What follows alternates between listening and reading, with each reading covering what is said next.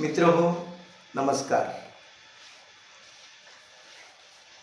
4 दिवसापूर्वी अ, श्री दिलीपजी यांचा फोन आला होता आणि 11व्या वर्धापन दिनानिमित्त आपल्याला पुन्हा व्याख्यानमाला चालू करायची आहे असं त्यांनी मेसेज दिला आणि एक 9 सब्जेक्ट्स पण पाठवले होते. तर त्यापैकी एका सब्जेक्टवर ते व्याख्यान पाठवण्यासाठी त्यांनी मला सूचना दिली होती. तर त्याप्रमाणे क्रशिंग वाढवण्यासाठी केन प्रिपरेशन व्यवस्थापन या विषयावर मी आज आपल्याशी हितगुज करणार आहे. तत्पूर्वी सांगावं एक वाटतं की आदरणीय कैलासवासी कुटे साहेबांच्या नंतर हा ग्रुप श्री दिलीपजी वारे अत्यंत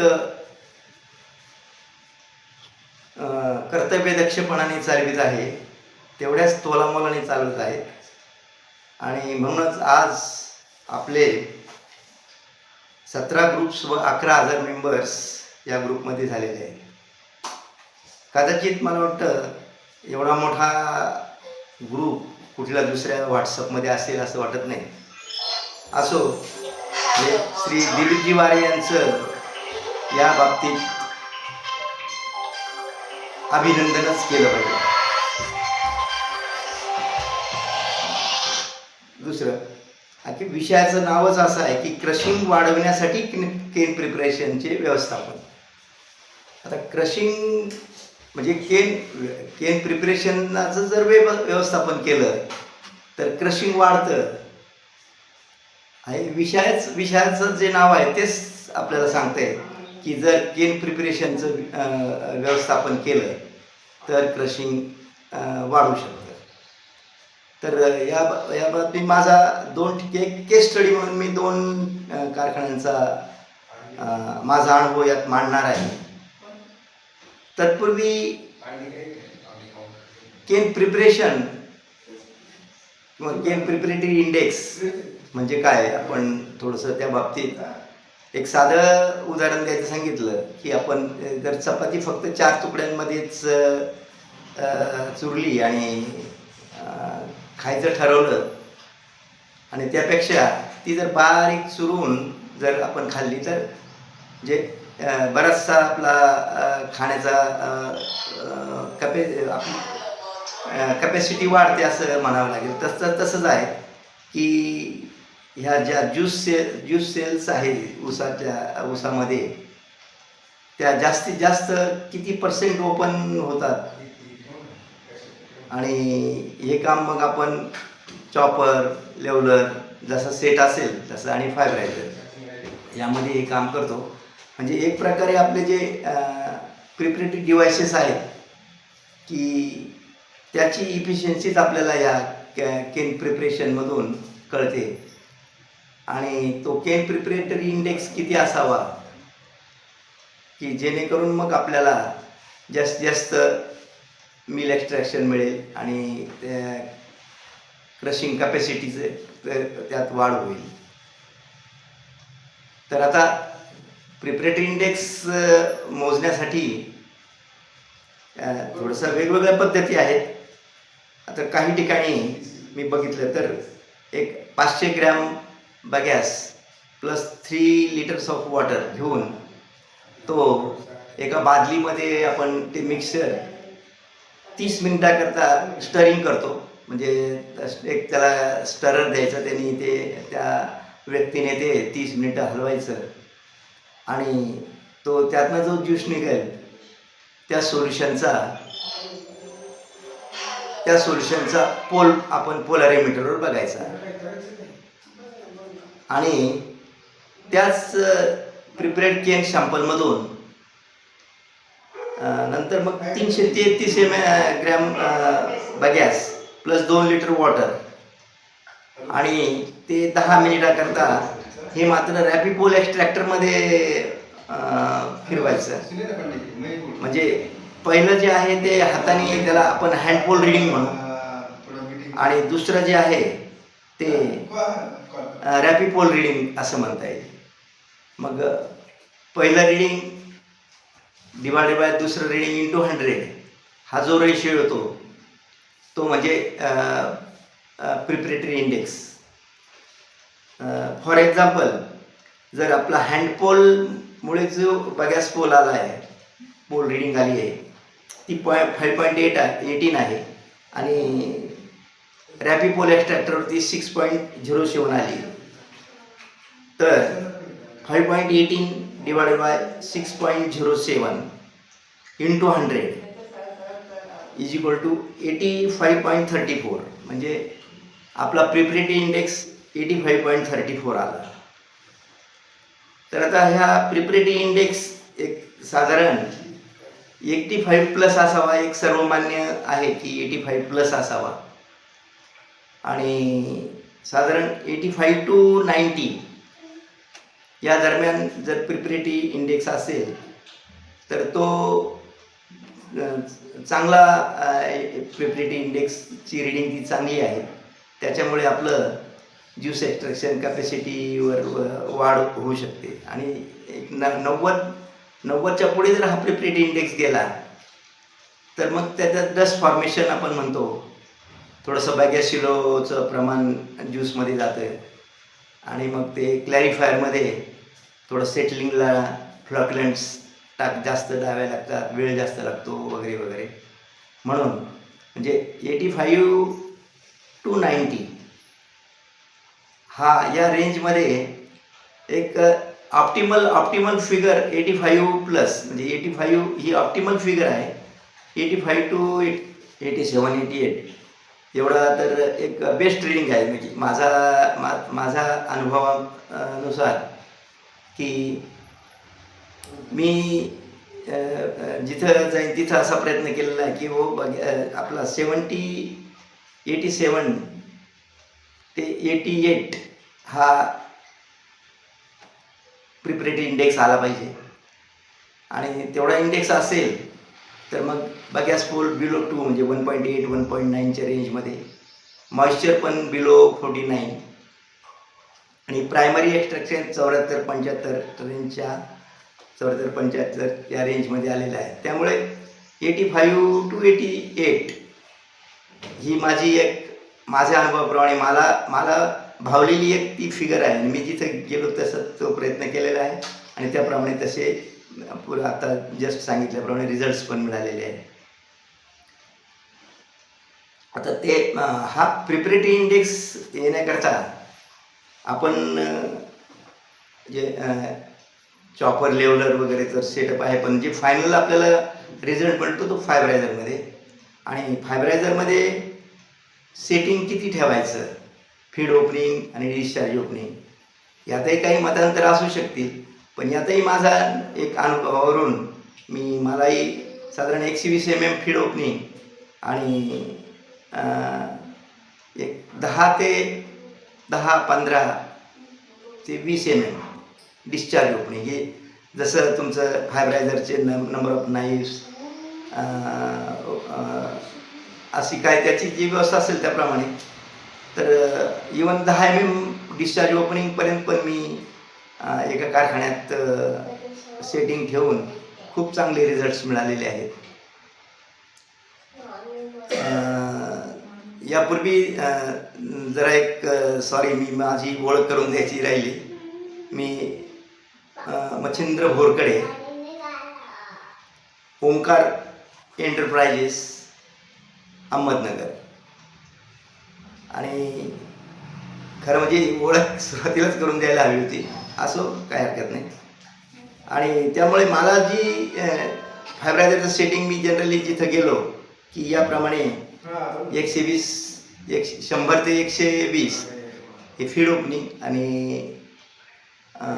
10 ते 20 डिस्चार्ज ओपनिंग, आणि त्या फायब्रायझरमधल्या त्या सेटअपप्रमाणे या रिडिंगप्रमाणे मला जे सांगितलं की बिलो बगॅस पोल बिलो 2,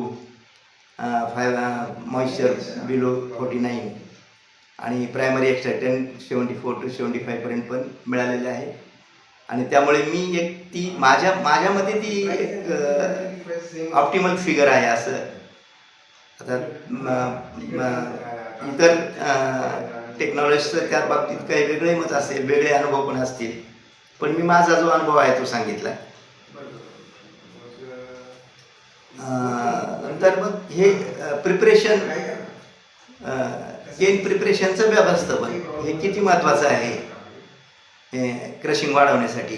हे जे विषय आपला विषय आहे तो, तर 1995च्या DSTA मी मांजरा कारखान्यात असताना एक आर्टिकल दिलं होतं DSTA 1995ला, फायब्रायझर अपग्रेडेशन म्हणून. तर आम्ही त्याच्यात 3 म्हणजे साधारण वर्षाआड वगैरे असं 3 अपग्रेडेशन्स केले होते. म्हणजे पहिले 58 हॅमर्स होते आणि 250 HP 2 मोटर्स होत्या ड्राईव्ह. ते मोटरचा मग इलेक्ट्रिकल लोड जरा जास्त व्हायचा, ट्रिपिंग यायचं वगैरे. नंतर मग एक 750 KW स्टीम टर्बाईन आम्ही मोटर्स काढून बसवलं होत्या. आणि नंतर थर्ड स्टेजमध्ये 90 हॅमर्स केले होते, स्विंग हॅमर 19 हॅमर्स. आणि या फायब्रायझरच्या अपग्रेडेशनमध्ये साधारण 600 टन म्हणजे 2100-2200 क्रशिंग पूर्वी होत होतं. पण स्टेप बाय स्टेप 3 वर्षात आम्ही 2700पर्यंत क्रशिंग त्या मिलवर घेतलं. जे 30x60ची बकआउटच्या 4 मिल्स होत्या. आणि अशा प्रकारे म्हणजे फक्त मिलचे ड्राईव्ह HP किंवा मिल साईज वगैरे वगैरे काही न बदल करता फक्त अपग्रेडेशन इन फायब्रायझर. आणि ह्या फायब्रायझरमुळे 3 वर्षात 600-650 टनापर्यंत आमचा क्रशिंग रेट वाढला होता.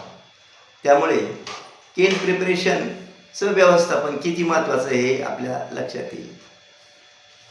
तसंच दुसरं पणंगेश्वर कारखान्यात मला एक अनुभव आला की तिथंही फायब्रायझरचं सेटिंग 750 HP ड्राईव्हची मोटर होती, म्हणजे ड्राईव्ह सफिशियंट होता. पण त्यांचं ते डिस्चार्ज ओपनिंग मात्र 25 mm होतं.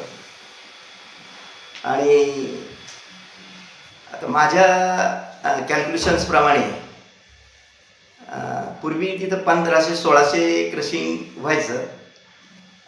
आणि मी ज्या सीझनला तिथं जॉईन झालो त्या वर्षी मी सगळा माझा पूर्वीच्या अनुभवावरून अभ्यास केला, तर 2000 मेट्रिक टन तर अगदी सहज क्रशिंग व्हायला पाहिजे असं तो मिलचा सेटअप होता. 30-60ची फर्स्ट मिल आणि 24-48च्या 4 मिल्स राहिलेल्या. आणि यामध्ये तर 2000 अगदी निवांत आरामशीर क्रशिंग व्हायला पाहिजे असं.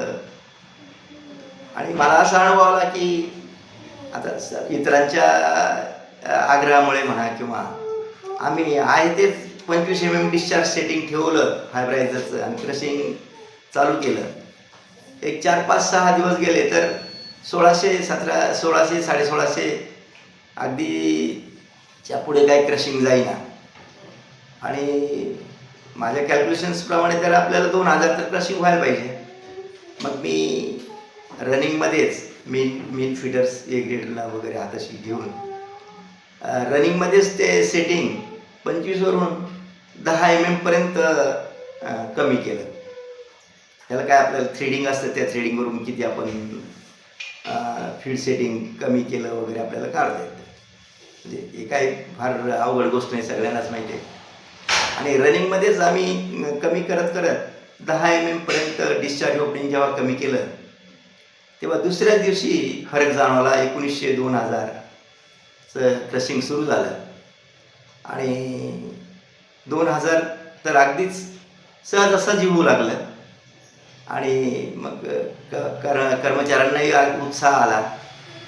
मग थोडंसं मिल स्पीड वाढवून आणखी कसं क्रशिंग वाढवता येईल.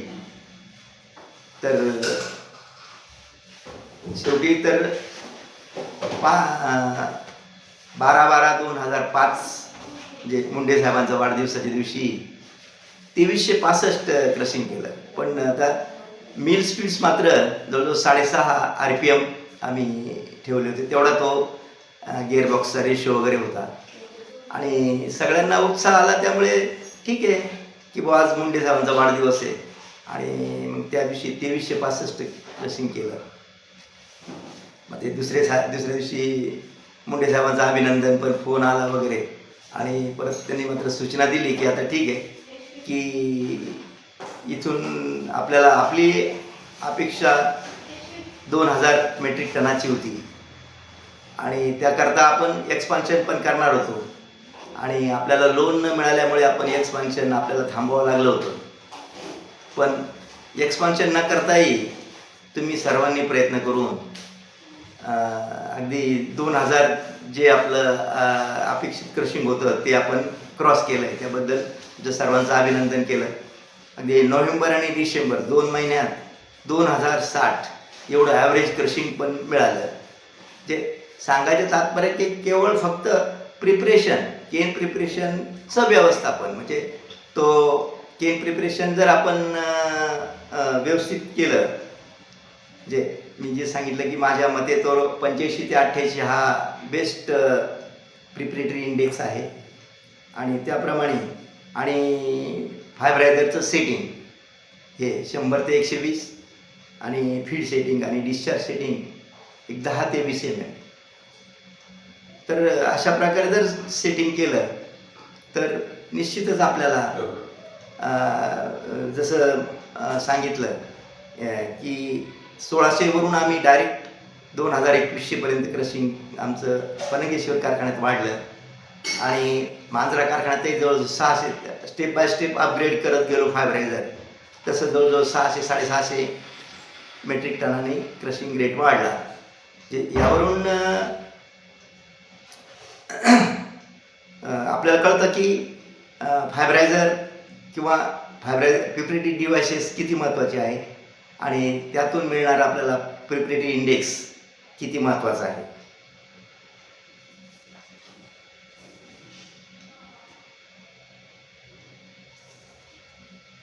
तर याबाबत आता जास्त सांगण्यासारखं काही नाही आहे.